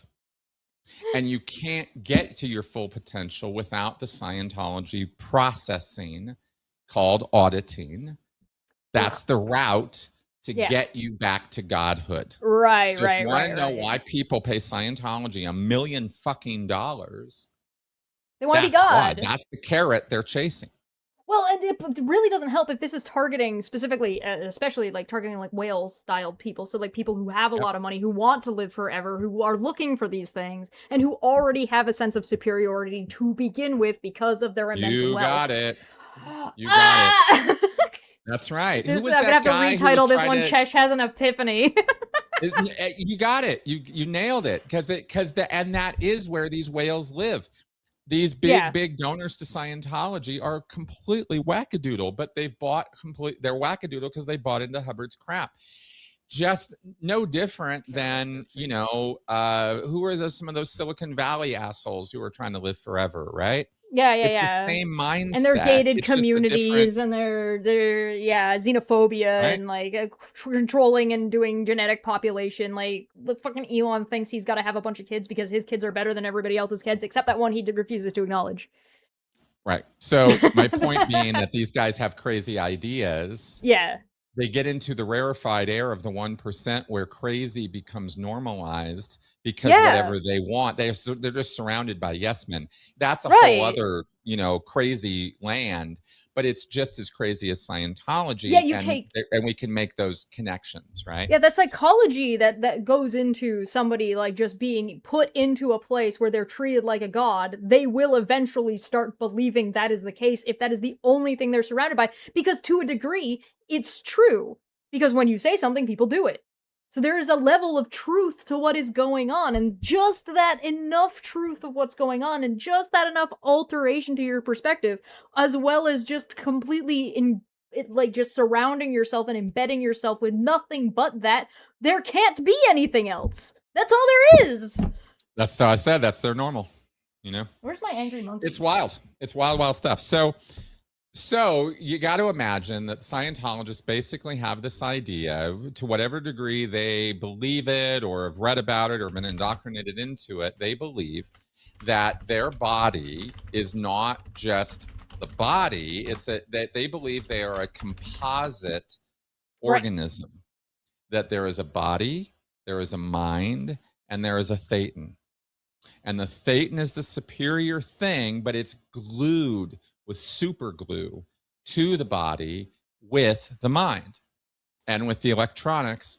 And one more thing. There's one more little part of this. All this time, as you've been going down the time track, the whole track to this lifetime, Right. you have been captured just like the Ghostbusters. You were captured with electronics. Beams, tractor beams were put on you, and you were sucked thetanically into these structures that are called implant stations. Oh, Okay.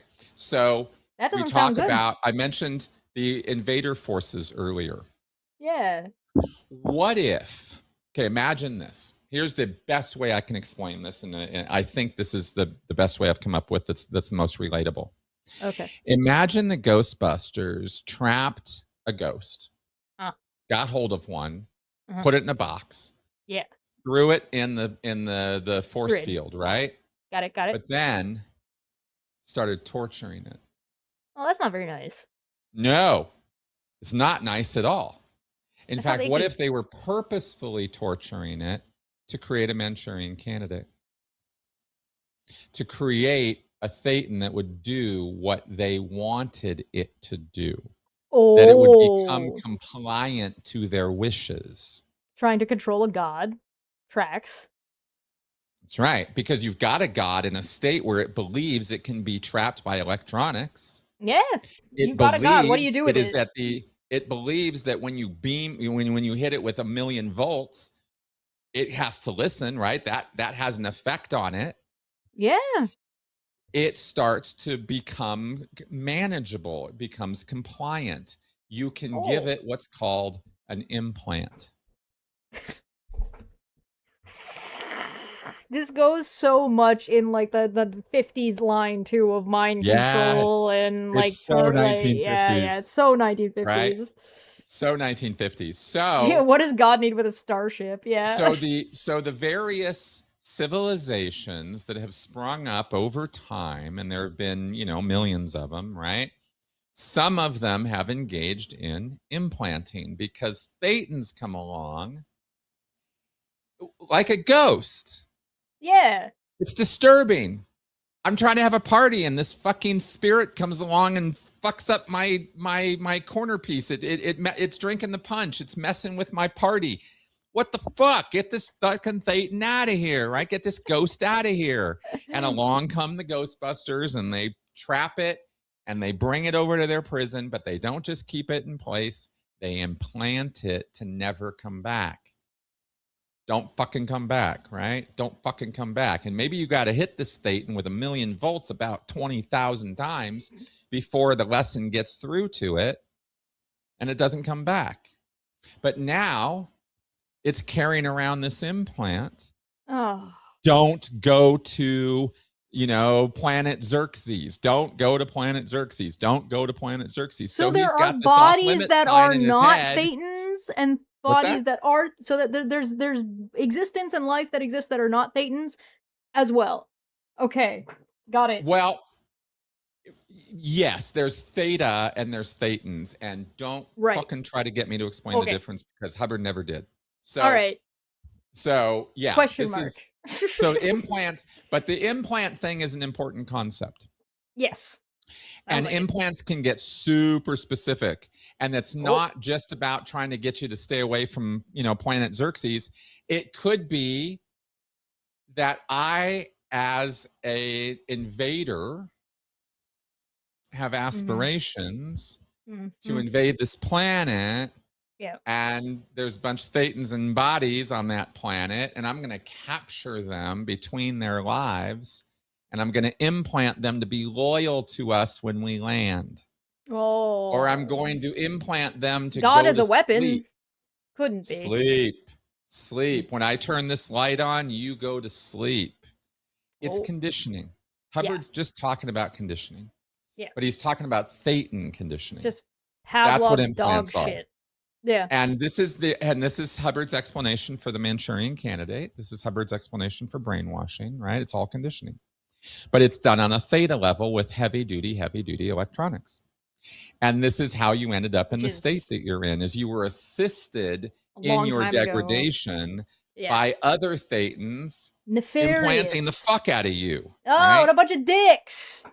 And you little rat, you did your share of implanting too. No. Because some of your lifetimes were working for Invader Zim's civilization, Damn it. right? And I'm the bad guy too, and I gotta take ownership for that, so I can let it go and be a thetan again. And Hubbard be a free thetan again.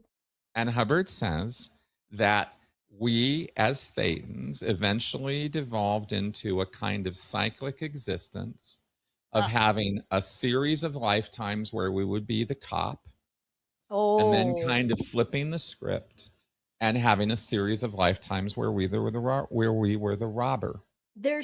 And then there would be a script flip again. Right. And this would happen over and over and over again.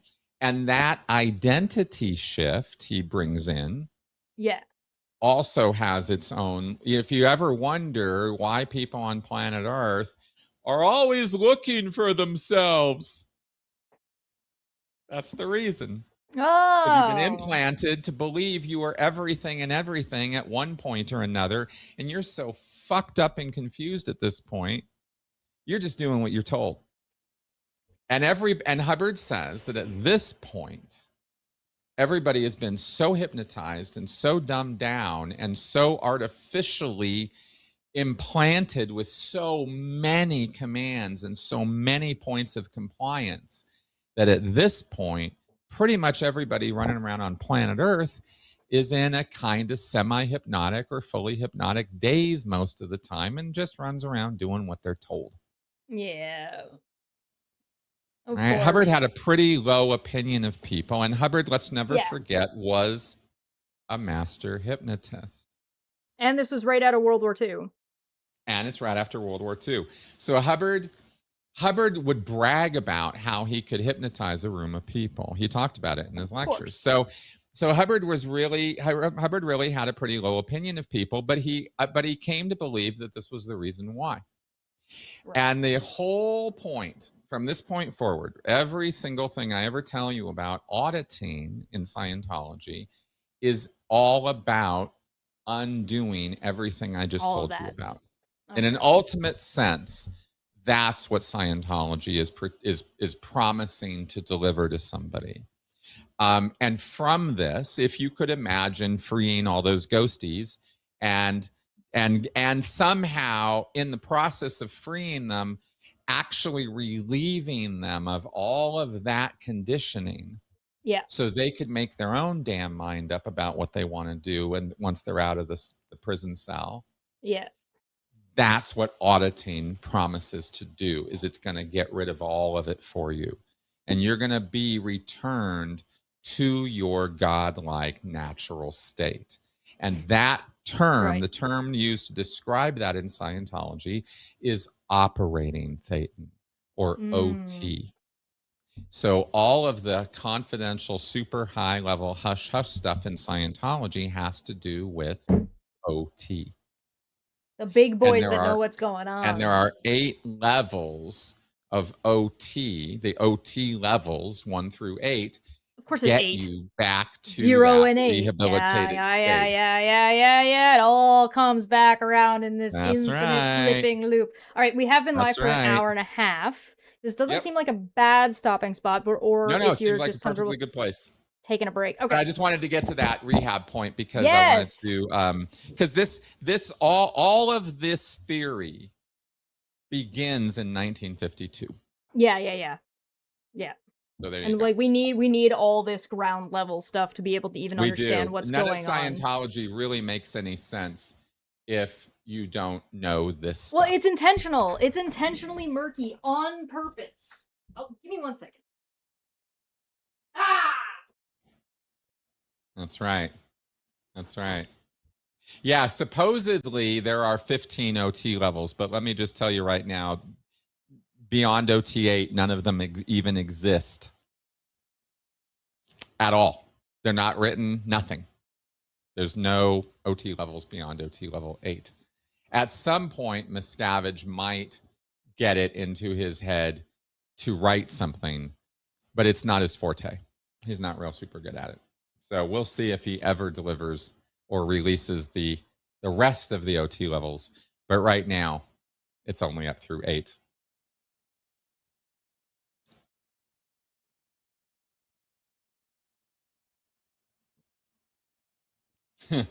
I love these comments. They're so awesome. That's right. I don't know where Chesh went off to. Yeah, everybody's having a good time. Sorry, I really had to pee. Oh, got it. I drank a lot. I was getting fidgety. Oh, I had to got go. it. Okay. All right. Sorry, my Thetan made a decision, and they needed to pee. No, it's fine. I just didn't realize what we were doing. Yeah, sorry, I had to run. I didn't want to blabber on into some other thing that I didn't know anything about. You know that. By all means, we have a couple of questions. Are we going to take up the questions? Yeah. We got a couple of questions Great. that we should look at. Yeah, throw them at me. I love this stuff. Okay, I got a question from Athen, who's been a member for 2 months, that says, I have a question. If Hubbard met Trump from one con man to another, what would that interaction be like? They would only be trying to grift each other. That's what it would look like. I mean, I washed my hands. Trump is so senile at this point, it's hard to say how he would respond to Hubbard. But these are two people who are very much in the realm of when they meet somebody else, it's, what are you going to do for me? What are you going to do for me now? Yeah. Very transactional. Very. What if you took Trump from the 90s? If you were to jump him back. No, like Hubbard would years. love to put one over on Trump, but Trump doesn't have an introspective bone in his body, so Scientology would never appeal to him. Yeah, valid. You'd have to get him. Trump is about as extreme on the NPD scale as anybody I've ever seen. I cannot think of anybody more narcissistic than Donald Trump, and that's not a prize I'd particularly want to have. But I can conceive of somebody being more solipsistic or narcissistic than Trump, but I've never seen it. Sure. I mean, that makes sense. We got one from Tom that's asking, I heard a Joe Rogan talking about Dianetics. I guess he read it in the... are you saying that Joe Rogan read it in the 1990s, or you read it in the 1990s? Anyway, Joe Rogan said that the entire book is someone who is mentally ill having to heal themselves. How correct is this? Yeah. It's a complicated question. It's not quite that easy. Hubbard was a very, very troubled individual and was taking a great many actions throughout his life to try to fix himself. He was aware of the fact that he had issues and problems, but he was a little... I'm not a clinician, right? But Hubbard was a little bipolar, right? He would have incredible mood swings. You could open a door and you'd just see him blubbering mess. He'd just be, crying and losing his shit, right? And he could have depressive episodes that would go on for days. He could have fugues. He could have, drunken whatevers that would just go on and on and on. But then he could flip and be, fucking charisma, life of the party. Nobody, people believe he could do no wrong. Somebody with high highs and low lows. Yeah, he was a very strong personality. Not an integrated, honorable, honest personality. I don't not mean well that. Adjusted. He had very extreme. He was a personality of extremes. Yeah. Put it that way. High highs, low lows. So little was he a self-control. con man? Yes. Did he believe his own bullshit? Sometimes, in some ways. And he died believing it. And the good news about the end of the story, spoiler alert, is Hubbard dies in a ditch alone, unfriended, and unloved by everybody who ever mattered to him. You know, I when mean, he died with like 3 people around him. I guess we'll get to this And he eventually, completely but lost his mind, but yeah, that's later. how is Scientology still going if that's what happened to Hubbard?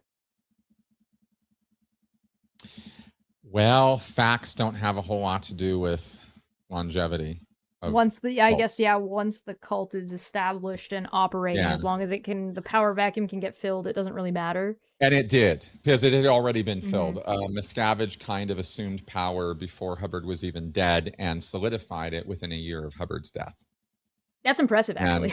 And That's it is. I mean, Miscavige didn't hesitate to pull the trigger when he needed to on a whole lot of purging that he did to get rid of Hubbard loyalists so he could take over. But that's much further down the line in our yeah, story. well, I'm sure we'll get into more detail about that, but I do want to say if you're able to, like, being the guy on the side waiting to take over, like, the big charismatic head of something, and then being able to do that and successfully solidifying your power is actually, like, from like somebody who watches like political drama and like likes to follow political stuff, that kind of being able to solidify your power like that is actually quite impressive. That's not everybody can do that. Most people can't, in fact.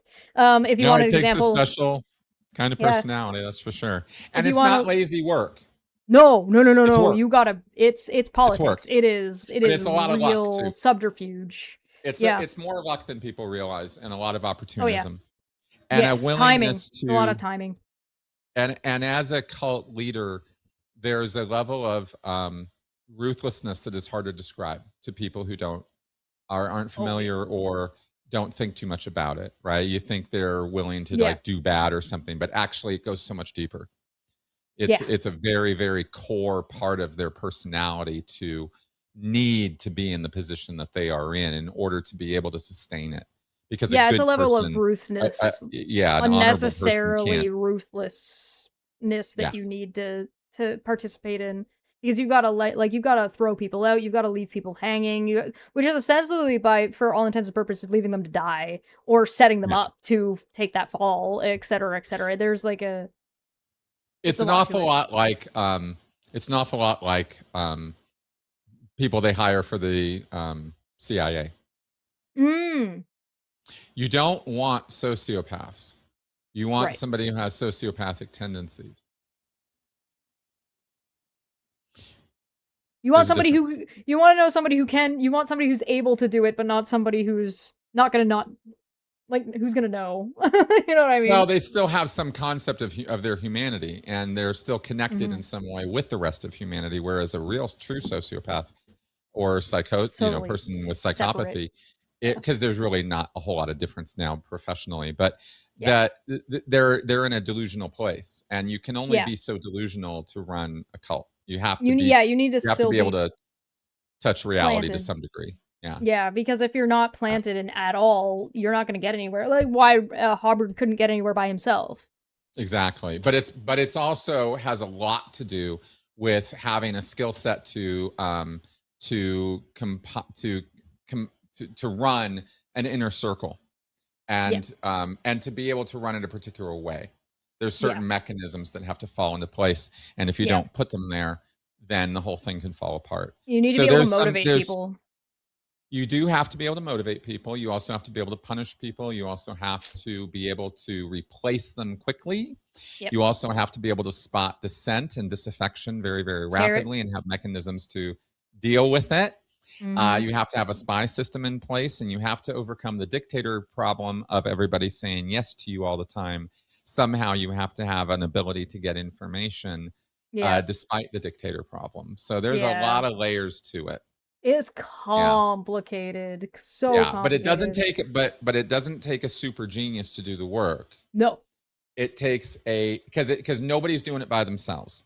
No Yep. cult leader is operating in a vacuum, right? Yep. And if they do and they try to keep that up for too long, it falls apart. Yeah. Buddhafield, the Jaime Gomez thing is a great example of that. He You need didn't to build have institutionally for longevity, and so once yeah. things started falling apart, it fell apart real fast. Yeah. Yeah. Yeah, there's so much to it. That's part I find fascinating. I find that shit so fucking Clearly, me interesting. too. Yeah.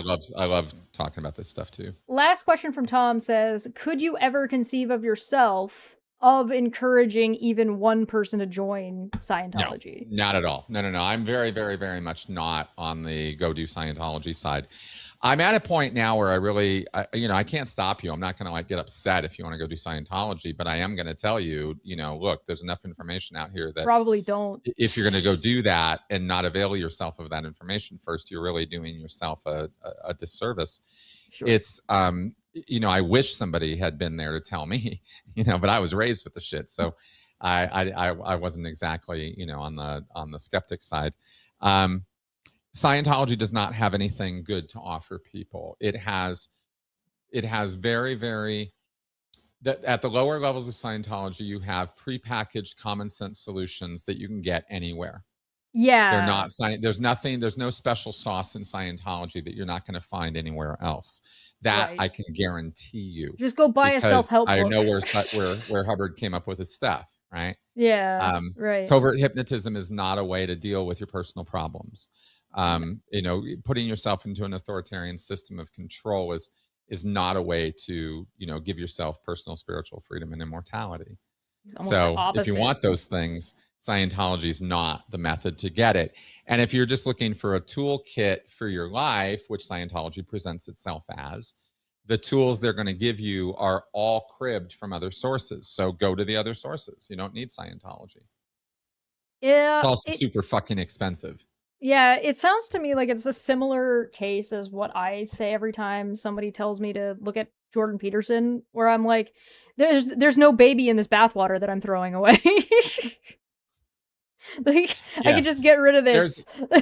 You could, because you could find a lot of what he has to say otherwise. I believe I like the thought-provoking things that Peterson put out about archetypes and history and stories and myths. I found it interesting. Yeah. But not original to him, and certainly, you don't have to cite Jordan Peterson to talk about that stuff. And certainly don't base your life around it. No, and to go deep into Jungian psychology, I believe, is a mistake. So so I agree with you. I think that would be a similar way of how I think about Hubbard. Yeah, it's not that, like, even not having anything bullshit. Personally invested, like, you're far more personally invested than I am, and I'm hearing a lot of this for the first time, and I'm just like, I can see why people would buy this. I can see what is convincing about it, or might make people feel good about the fantastical nature of this, and how this something that seems so complicated and so fantastical is able to conveniently fit in this little box that you can just hold on to and makes you feel good and warm, like you understand the universe. That's weird how that works out. Oh, how intuitive. I know. I really hate Jordan Peterson for fucking up deconstructionism and postmodernism and stuff. Oh, yeah. Because it's not great stuff, but not for the reasons he says, and it makes me annoyed. There's nothing particularly wrong with deconstructing something, don't get me wrong, but postmodernism had a purpose, and it has very little, it seems, to do with what Jordan Peterson's critiques of it were. So I thank him for tuning me into going down that road to find out about that. So I could have my own legitimate criticisms of critical theory, critical race theory, etc. I do have my own criticisms of those, but it's no longer informed in any way by Jordan Peterson's bullshit, right? So, yeah. It's the nuance of something as opposed to like the hand wavy. Ooh, spooky. Exactly. Yeah, and a little for me, it's a little Aristotle, right? It's a little first principles. It's a little like, hey, what's the nature of this thing, and what are we really talking about? And Peterson never really goes there. He just pretends to, and it's very, very faux intellectual. He really pisses me off the way he does that. Yeah. Oh, amazing. Well, thank you so much for joining us. This has been great. Thanks. These are such a good time. So, I know I'm just blabbering on and mad, right? I hope at least half the shit I'm saying makes sense, because it's just so. I'm following along. I think I'm following along. Chat, are you guys following along? You let me know. You let me know if we're following along. Let me look at my calendar and see what's up. So I'm gone the next time we're supposed to be doing this show. So on the 3rd. Oh, okay. Oh yeah, So let me pull out my calendar because I actually did advance scheduling myself every 2 weeks. So yeah, so am if I? you So next week or two? So the 13th, we're not going to be here. the 30th would be the next one, I believe. Supposed to be. Oh, I was looking in August. My bad. Yeah. So I Yeah. won't The be 30th here. will be our next one, or won't be our next I one. won't be. So that means the 13th will be The 13th. of August. The 13th of August will be our next show. Yeah. Okay. Okay. Good. I will delete our show on the 30th. Yes. So I am Good. away. Taking it We will out. do it. And that means we get back together basically in a month. Yes, and I will schedule this right away at the correct time, and we will be back at the same bat time, same bat place. Awesome. More Scientology. And yes. I think we have another thing I'll be part of on that AI thing, right? Yes, Chris is going to join us to talk about AI and like singularity and what that means and what the I have so future many looks like. words. It's going to be so many I got words. so much. It's going to be can't wait. so good. So we've got Chris is going to join us for that. Barry's going to join us for that. I haven't gotten confirmation about Opie, and I think Landon's going to be joining us for that. So that's going to be a fantastic panel of people who know what they're talking about things nobody knows what it's about. It's going to be great.